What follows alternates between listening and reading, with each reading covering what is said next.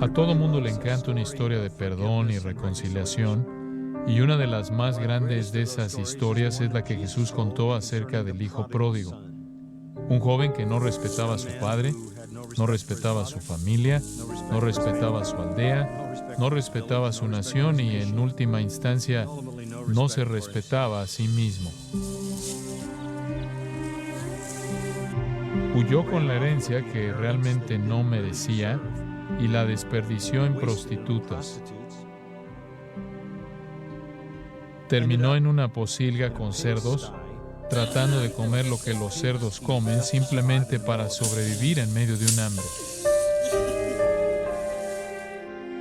Avergonzó a su padre, avergonzó a su familia, avergonzó a su aldea, avergonzó hasta su nación y cuando volvió en sí, no tenía a dónde acudir sino a su mismo padre y regresó.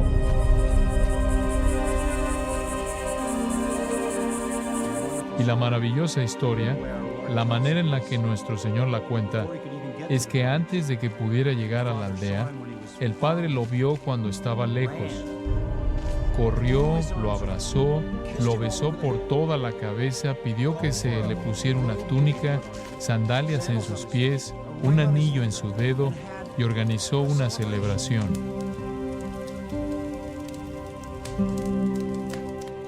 Pero esta es una historia de dos hijos, ¿no es cierto?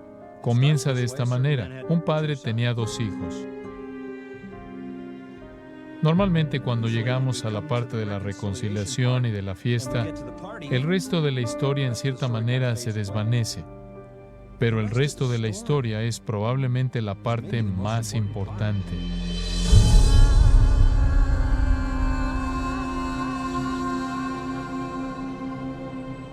El hermano mayor no tiene relación con el padre, tampoco tiene relación con su hermano. Está fuera en el campo haciendo sus cosas, la fiesta ya está en marcha cuando entra caminando. Encuentra a un siervo y le dice al siervo, al oír música y danzas, ¿qué está pasando? El siervo dice, bueno, mira, tu hermano ha venido a casa y hay una celebración muy grande porque tu padre se ha reconciliado con él. Pero ¿cuál es su actitud? Está furioso. Está muy enojado con su padre por la manera en la que ha recibido a su hijo y cómo se ha reconciliado con él. ¿Qué tan furioso está el hermano mayor? No va a ir a la fiesta, se rehúsa a ir, no va a celebrar. Cuando el padre viene a hablar con él y lo invita a venir, simplemente expresa su enojo a su padre, descarga su furia. De hecho, la historia termina así en las Escrituras. El padre dice, era necesario hacer fiesta y regocijarnos, porque tu hermano era muerto y ha revivido, se había perdido y es hallado. Fin de la historia. Ahora dices, eso no parece ser exactamente un buen fin. ¿Qué le pasó al hermano mayor?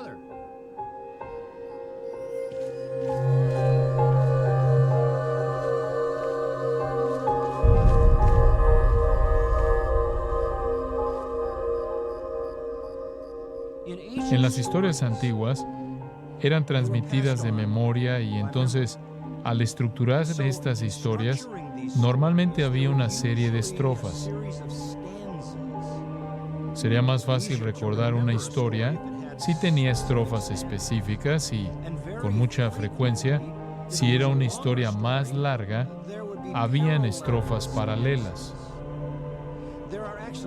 De hecho, hay 8 estrofas que tratan con el hijo menor y el padre, y paralelas a estas, debería haber 8 estrofas que traten con el hijo mayor y el padre, pero únicamente tenemos 7 estrofas. Cualquier persona en la cultura del Medio Oriente reconocería el hecho de que el fin había sido dejado fuera. ¿Cuál fue la respuesta del hijo mayor?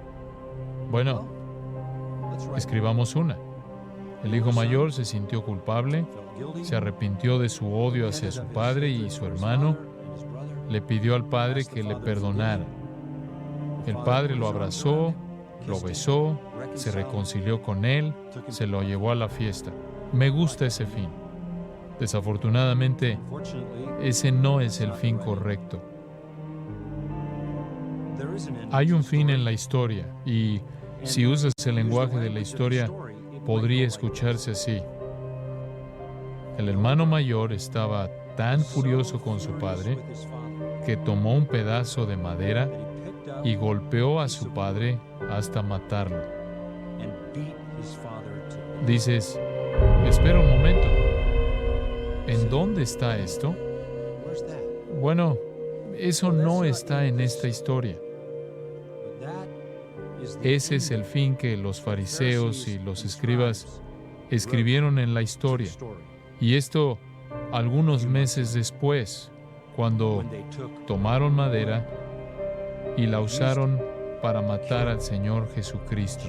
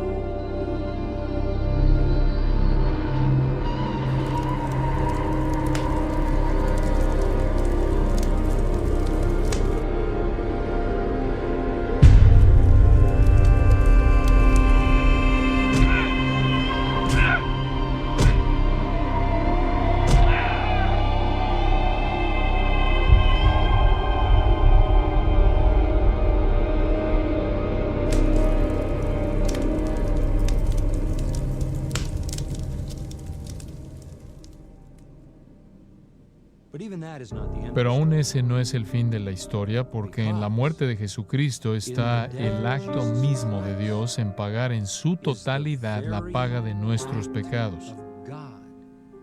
El profeta Isaías lo dijo de esta manera: Él herido fue por nuestras rebeliones, molido por nuestros pecados. El castigo que debería haber caído sobre nosotros cayó sobre Él, y por su llaga, por la llaga del Señor Jesucristo, por su herida, fuimos nosotros curados.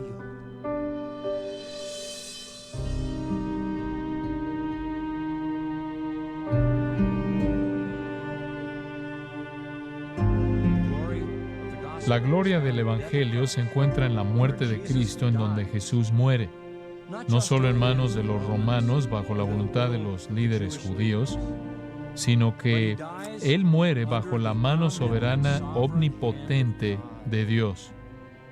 Sí, Él fue el Cordero escogido de Dios.